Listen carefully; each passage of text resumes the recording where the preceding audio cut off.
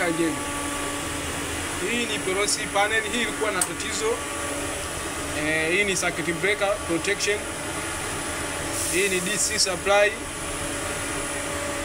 Sasa hii power ya huyu humu kuna protection circuit breaker, alafu humu kuna contactor, ambapo hii contactor inapokea power kutoka kwenye hii DC supply.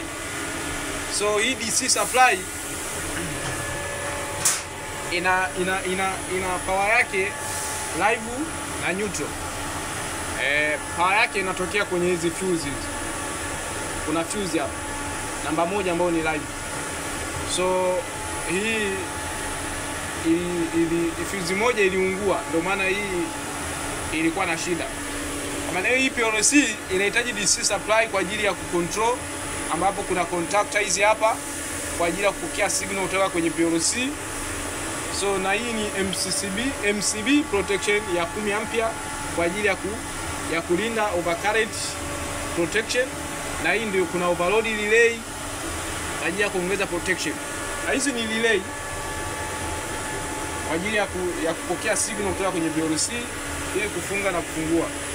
So hii panel sasa hivi iko okay baada ya fuse ya 2 ampere kuungua.